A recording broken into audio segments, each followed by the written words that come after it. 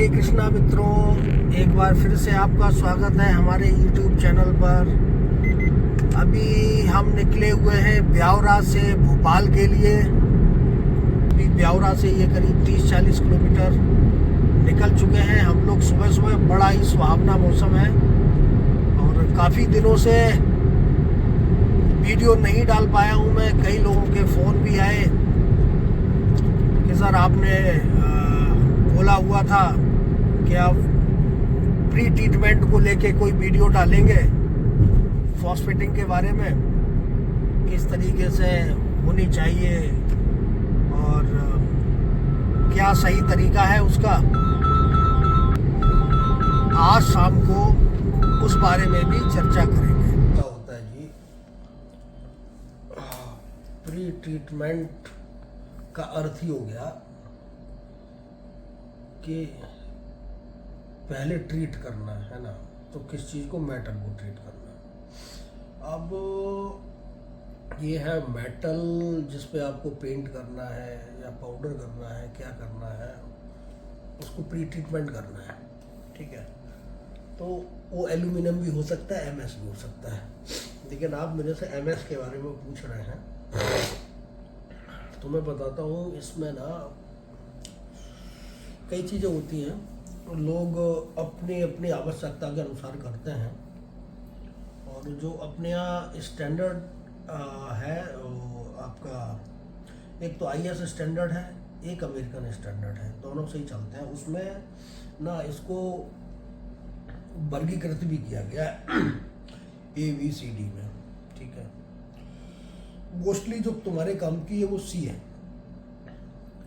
अच्छा, ये जो टाइप है कोटिंग्स के, ये मेनली कोटिंग्स को जो है ये आते हैं, ये इसको बांटा गया है कोटिंग वेट के हिसाब से कि A टाइप है, B टाइप है, C टाइप है, D टाइप है। तो अब जैसे ये हैवी से और उसकी तरफ है, जैसे A है उसका कोटिंग वेट बहुत हैवी होता है और कोटिंग वेट ग्राम पर मीटर स्क्वायर में नापते हैं। तो जैसे A है तो उसका 7.5 से 15 है ना, B है तो 4.5 से 7 ग्राम पर स्क्वायर मीटर है, और C है सबसे ज़्यादा यही चलती है ना। तो इसका लगभग रहता है आपका 1.5 से और 3.5 तक, यही चलता है। और D टाइप होती है वो, उसमें आपका ये कन्वर्जन कोटिंग टाइप की होती है, काफ़ी हल्की होती है, 1 ग्राम के आसपास आता होगा, 1 से 1.5 ग्राम ये रहता है कोटिंग वेट। तो अब इसको करने के भी कई प्रोसेस हैं, कई क्या मेन 2 प्रोसेस हैं इसको फॉस्फेटिंग करने के। एक तो स्प्रे लाइन से है, एक डिप है। तो मोस्टली जगह पे डिप ही है। स्प्रे वहाँ पे कामयाब होती है जहाँ आर्टिकल बिल्कुल एक जैसे हैं, जो प्रोडक्ट कंपनी बना रही है बिल्कुल एक जैसा है, उसको लेके उन्होंने स्प्रे लाइन बना ली और अपना चल रहा है। तो उसमें मेन क्या होता है, 7 टैंक, 8 टैंक, 9 टैंक, इस हिसाब से तुम सुनते होंगे। तो होता क्या है उसमें पहला टैंक जो रहता है वो डिग्रीजिंग का रहता है, और जैसे कि नाम से ही है डिग्रीज, यानी कि ग्रीस को अलग करता है, ऑयल को। तो पहला टैंक तो वो हो गया। दूसरा टैंक आपका वाटर रेंस का हो गया जिसमें इसको धोते हैं। तीसरा टैंक हो गया आपका डीरस्ट का। तो नाम से ही है डीरस्ट, यानी कि रस्ट को निकालता है ये। तो ये एसिड बेस होता है और इसमें रस्ट क्लीन होती है। अगला टैंक फिर वो वाटर रेंस का रहता है। वैसे डीरस्ट के बाद 2 टैंक लगाने चाहिए पानी के, क्योंकि नेक्स्ट टैंक हमारा आता है एक्टिवेशन का, और एक्टिवेशन के बाद डायरेक्ट हम फॉस्फेट करते हैं। और फॉस्फेट के बाद, फॉस्फेटिंग करने के बाद वाटर रिंसिंग करके फिर हम इसको कोटिंग को अपनी सील करते हैं पैसिवेशन से, क्योंकि फर्दर ऑक्सीडेशन से बचाने के लिए इसको, है ना। तो होता क्या है, मैन इसमें ना जो फॉस्फेटिंग का है इसमें भी जैसे कि पाउडर कोटिंग से पहले प्री ट्रीटमेंट कर रहे हैं, इसी तरीके से मान लीजिए कि फॉस्फेटिंग करने से पहले ना हम उसकी सरफेस को तैयार कर रहे हैं। तो सरफेस को तैयार करने के प्रोसेस हो गए आपके आगे दो, एक तो डिग्रीज हो गया और डीरस्ट हो गया। वैसे डीरस्ट ज़्यादातर जगह पे इसको अवॉइड ही करते हैं, क्योंकि सीट अगर आपकी अच्छी है, उस पर रस्ट नहीं है, फ्रेश सीट है, तो डीरस्ट की आवश्यकता होती भी नहीं है। और स्प्रे लाइन में तो डीरस्ट चलता भी नहीं है, क्योंकि चल ही नहीं सकता, पंप खराब हो जाएंगे। तो यही है ना। अब जैसे आपका डिग्रीजिंग हो गया, डिग्रीजिंग एल्कली होता है, जो पहला टैंक, अब मैं पूरा बता रहा हूँ आपको। डिग्रीजिंग आपका एल्कली होता है, तो एल्कली होता है वॉल्यूम बाय वॉल्यूम 5% पे बनता है ये, ठीक है। इसमें आपको एयर भी चलानी पड़ती है मैकेनिकल फोर्स के लिए, और मोस्टली ये टेम्परेचर पे चलता है 45 to 60 डिग्री। वो अलग अलग टेम्परेचर के अपने अलग अलग प्रोडक्ट आते हैं। और क्योंकि ये एल्कली होता है, इसके बाद वाटर रिंस होता है। वाटर रिंस जब हम कर रहे हैं तो थर्ड टैंक जो हमारा डीरस्ट का आ गया, वो एसिडिक होता है। तो अगर जो आपका डीरस्ट से जो पहले वाला पानी है, अगर वो गंदा हो गया, यानी कि एल्कली हो गया, तो वो पानी जब डीरस्ट में जाएगा तो डीरस्ट को खराब करेगा, है ना। क्योंकि एसिड और बेस जब मिलेंगे तो क्या बनाएंगे, साल्ट और पानी, तो वो उसको बर्बाद कर देगा। इसलिए सजेस्ट यही करते हैं कि पानी को उसको गंदा ना होने दें, है ना। उसकी पीएच चेक करते रहें। अगर पीएच उसकी, क्योंकि पहला एल्कली है, तो पीएच जो पानी का 7 होता है, तो वो पीएच भागेगा 8, 9 इस तरीके से भागेगा, है ना। तो उसको चेक करते रहना चाहिए। अगर पीएच उसकी बढ़ रही है ना, 9 तक जा रही है, तो उसको जो है एकदम से चेंज कर दें। इसीलिए हम सजेस्ट करते हैं कि डिग्रीजिंग के बाद भी पानी के 2 टैंक होने चाहिए। अच्छा ठीक है। दूसरा डीरस्ट हो गया। डीरस्ट से आपने स्केलिंग कर ली, जो आपका रस्ट वगैरह था वो निकाल लिया। पहले टैंक में भी आपको डिग्रीजिंग में भी 15 से 20 मिनट का टाइम देना पड़ता है। वो इस पर आप कौन सा प्रोडक्ट ले रहे हैं और कंपनी क्या सजेस्ट कर रही है, जो सप्लायर होगा आपको वो सजेस्ट करके जाएगा, वो बताएगा। तो डीरस्ट में भी वही 15 से 20 मिनट का टाइम लगता है। आप डिपेंड करता है कि आपके उस पर कितना रस्ट है और सप्लायर ने दिया है केमिकल, उसकी स्ट्रेंथ क्या है, ठीक है। फिर उसके बाद जब आप वाटर रिंस करेंगे, उसके बाद एक्टिवेशन आता है आपका। तो एक्टिवेशन भी एक तरीके से ना सरफेस को तैयार करता है फॉस्फेटिंग के लिए। इससे ना कोटिंग आपकी थोड़ी सी फाइन आती है, अच्छी कोटिंग आती है। ये भी एल्कली बेस होता है।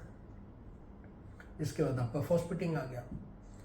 तो फॉस्फेटिंग केमिकल्स भी कई तरीके के होते हैं, मैं बाद में बताऊंगा आपको। डाइकैटाइंस भी आते हैं, ट्राइकैटाइंस भी आते हैं, है ना। इसको भी वर्गीकृत किया गया है। तो पहले मैं आपको प्रोसेस बताए दे रहा हूँ। तो 10 से 15 मिनट का टाइम फॉस्फेटिंग टैंक में होता है। तो वहाँ से निकालेंगे।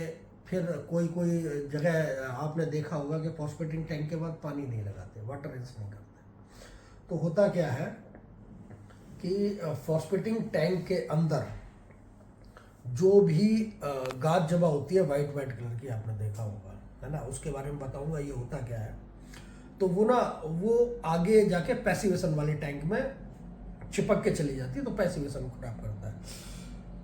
इसलिए पानी का टैंक उसके बाद भी जरूरी है, वाटर रिंसिंग फॉस्फेटिंग के बाद भी जरूरी है। फिर आप पैसिवेट कर दीजिए। तो पैसिवेशन में मेन अब तो क्रोम ज़्यादातर जगह चलता नहीं, क्रोम वैन है, नहीं तो वो क्रोमिक एसिड ही होता था। उसका पर्पज केवल इतना ही है कि थोड़े से समय के लिए उसको फर्दर ऑक्सीडेशन से बचा लें। जो हमने उसके ऊपर फॉस्फेटिंग की जो लेयर आई है, जो कोटिंग आई है, उसको फर्दर ऑक्सीडेशन से बचा ले, जब तक कि हम उसको पेंट न कर दें। पर्पज केवल इतना ही है कि थोड़े से समय के लिए उसको फर्दर ऑक्सीडेशन से बचा लें। जो हमने उसके ऊपर फॉस्फेटिंग की जो लेयर आई है, जो कोटिंग आई है, उसको फर्दर ऑक्सीडेशन से बचा ले, जब तक कि हम उसको पेंट न कर दें या पाउडर न कर दें। ये है। बीच में मेरा एक सवाल था, आप जो बता रहे थे डाइकैटाइन और ट्राइकैटाइन, ये इसके बारे में सर थोड़ा सा बताइए, ये क्या है। मैं अभी तक आपको नाम से ही समझाता आ रहा हूँ सारी चीज़ें, है ना, एक्सप्लेन कर रहा हूँ। डाई कैटाइन और ट्राई कैटाइन नाम में ही है। डाई माने डबल, ट्राई माने 3। तो डाई कैटाइंस ये जिंक फॉस्फेट होता है और इसमें कैल्शियम और जिंक 2 कैटाइंस होते हैं। ठीक है, आपने कभी कभी देखा होगा फॉस्फेटिंग लाइन पे जाते होंगे, कोई टैंक आपको दूधिया कलर का लगता होगा फॉस्फेटिंग का, कहीं कहीं जाते होंगे वहाँ आपको हल्का हरा या नीला सा दिखता होगा टैंक, है ना। तो आप टैंक को देख के ही पहचान सकते हो, ऊपर से ही देख के पहचान लोगे ये डाइकैटाइन है या ट्राइकैटाइन है। क्योंकि डाइकैटाइन में कैल्शियम होता है तो उसका जो बाथ बनता है ना वो दूधिया कलर का होता है। तो इसमें 2 कैटाइन्स होते हैं, कैल्शियम होता है, एक जिंक होता है। ट्राइकैटाइन होता है उसमें जिंक होता है, निकल होता है, मैग्नीज होता है। मैग्नीज के चक्कर में उसका कलर थोड़ा सा हरा हो जाता है ना। तो बस यही होता है। ये है कि ट्राइकैटाइन से इसकी कोटिंग थोड़ी सी फाइन आती है और इसको आप रूम टेम्परेचर पे भी चला सकते हैं। और डाइकैटाइन जो होता है उसकी थोड़ी सी कोटिंग मोटी होती है, कोटिंग वेट थोड़ा सा ज़्यादा होता है उसका। ट्राइकैटाइन का थोड़ा सा कोटिंग वेट कम होता है और दोनों ही बढ़िया है। अब इसमें क्या है, डाइकैटाइंस में आपको टेम्परेचर देना पड़ेगा, है ना। तो बस यही है, कोई ज़्यादा बस यही अंतर है डाइकैटाइन और ट्राइकैटाइन में। लोग दोनों ही चलाते हैं, डाइकैटाइन भी और ट्राइकैटाइन भी। सर आपने बताया हमें कि डिग्रीजिंग के बाद का जो पानी है अगर वह डीरेस्टिंग में जाता है तो वह डीरेस्टिंग का जो सर पानी है वो ख़राब हो जाएगा। लेकिन सर जो डीरेस्टिंग के बाद का जो पानी है वो हमें कब चेंज करना है? अगर हम उसे चेंज ना भी करें तो उस पानी में क्या दिक्कत आ सकती है सर? यार बात तो ठीक है, मैं जल्दी में निपटाना चाह रहा था, थका हुआ हूँ। होता क्या है यार कि देखो डीरस्टिंग के बाद वाला जो पानी है, अब मैंने बताया एसिड बेस है। एसिड की जो पीएच होती है, देखो 1 से 7 तक एसिड होता है, ठीक, 7 पानी हो गया, 7 से ऊपर 8, 9, 10 ये सारे बेस होते हैं, ठीक है। तो जब आप डीरस्ट से निकाल के कोई भी, जैसे आपकी सीट का कोई भी निकालना, मान लो अलमारी कर रहे हो आप, कूलर कर रहे हो, कुछ भी, उसको निकाल के जब पानी में धुला आपने पानी में उसको धुल लिया तो एसिड तो जाएगा उस पानी में, तो उसकी पीएच 7 से किधर जाएगी, नीचे जाएगी ना, 6, 5, 4 ऐसे जाएगी ना। एक समय ऐसा आ जाएगा कि आपके डीरस्टिंग की पीएच 3 होगी, 2 होगी, उतनी आपके पानी की पीएच हो जाएगी। अब होगा क्या, अब जैसे डीरस्टिंग आपके पानी के टैंक में जा रही है, ऐसे ही वो पानी आगे कैरी फॉरवर्ड करेगा आपके एक्टिवेशन के टैंक में। एक्टिवेशन एल्कली होता है, वो उसको न्यूट्रलाइज कर देगा, ठीक है। जब उसको न्यूट्रलाइज करेगा तो आगे जाके वही एक्टिवेशन जो आपने बनाया हुआ है वो एसिडिक हो जाएगा और वो फिर फॉस्फेटिंग में जाएगा। अब आप मेरे से कहोगे फॉस्फेटिंग तो एसिडिक होती है, तो उसमें कोई दिक्कत नहीं होनी चाहिए।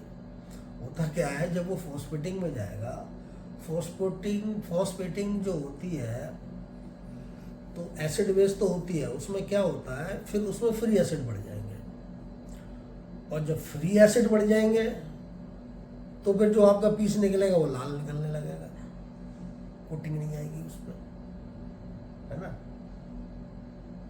तो ये है, तो आपका फॉस्फेटिंग का टैंक खराब हो गया। तो जब पूरा लाल ही लाल आएगा फिर कहोगे कोटिंग नहीं आ रही, तो उसको खराब कर दिया, यानी कि आपकी पूरी लाइन खराब होगी। किस वजह से?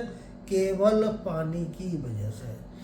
तो डिग्रीजिंग के बाद वाला पानी वो आपका जाएगा 8, 9 इस तरीके से उसकी पीएच जाएगी, और जो डीरस्टिंग के बाद वाला पानी जाएगा वो आपकी ऐसे जाएगी 6, 5 इस तरीके से। तो जैसी 6 उसको चेंज कर दो, या फिर डबल, अगर ज़्यादा कम है तो डबल लगा लो उसके टैंक, है ना।